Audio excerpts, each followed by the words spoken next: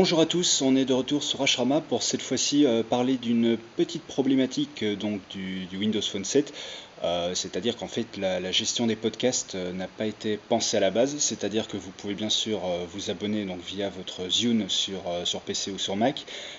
Donc sur Mac vous importez vos abonnements via iTunes, mais en fait vous ne pouvez importer un petit peu comme sur iPhone que les épisodes, et il n'y a que ceux-ci qui seront lus, c'est-à-dire que vous ne pouvez pas vous abonner ni télécharger depuis votre appareil. Donc pour remédier à ça, je vous ai sélectionné deux applications. Alors la première s'appelle Brincast.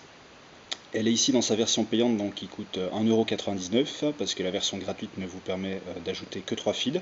Donc pour ajouter ces feeds, c'est très simple, il suffit soit de les importer directement depuis une URL, ou soit d'importer le fichier OPML en masse. Donc sachez que pour pouvoir faire ça, il faut bien évidemment la version payante. Donc pour l'importer, ce fichier, vous faites un export par exemple de votre liste Google Reader, et ensuite vous hébergez ça sur Free ou n'importe où, vous rajoutez l'URL et ça vous importe tout en bloc. Sinon, il y a un petit moteur de recherche, mais qui est pas très fourni. Malheureusement, il y a beaucoup de podcasts uniquement américains. Donc le mieux encore, c'est de faire de l'import, donc sur la version payante. Mais alors voilà, le premier problème de cette application, c'est elle plante constamment.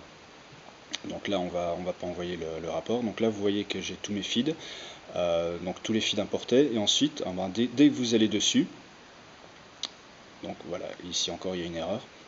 Donc j'ai remonté l'information, mais en théorie c'est censé fonctionner, c'est censé être fonctionnel. Donc en fait vous pouvez en fait dès que vous êtes dessus, vous pouvez télécharger donc directement, que ce soit en 3G ou en Wi-Fi, des podcasts. J'y suis arrivé tout à l'heure.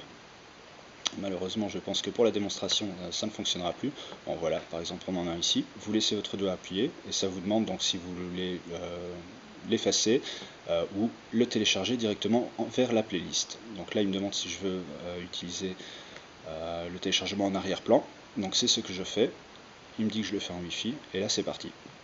Donc voilà, il est en train de télécharger donc le podcast et ensuite il se retrouve donc dans votre liste. Alors là j'ai quitté l'appli. Malheureusement, oui, l'appli aussi, c'est un autre problème, n'est pas multitâche. Donc c'est-à-dire qu'il reviendra chaque fois à l'écran d'accueil, même si entre-temps, vous voyez que ça n'a rien perdu des informations, puisque le téléchargement continue à avoir lieu.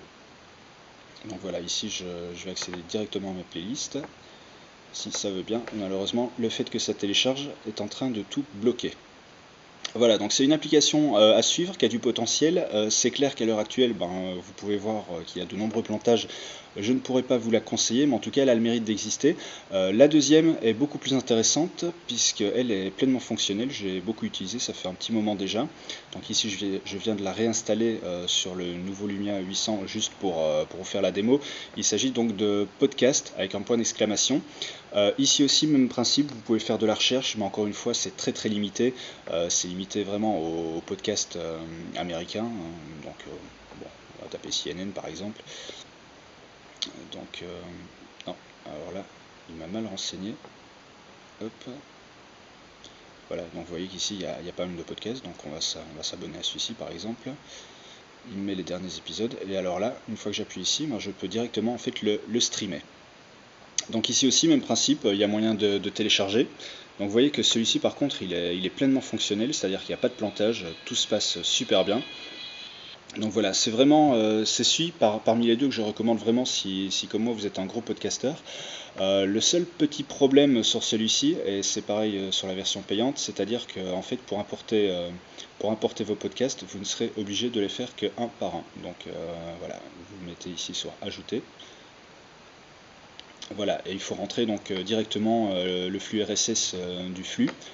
Et donc c'est un petit peu laborieux, il faut les faire un par un, il n'y a pas encore de solution qui permette un import massif, il n'y a aucune autre application non plus à ma connaissance qui permet de synchroniser directement avec Google Reader, donc c'est un petit peu dommage, mais en tout cas moi pour les gros podcasteurs, donc voici deux applications qu'on peut recommander, même si encore une fois la première il va falloir attendre qu'elle se mette un petit peu à jour parce que pour le moment beaucoup trop de plantage intempestif.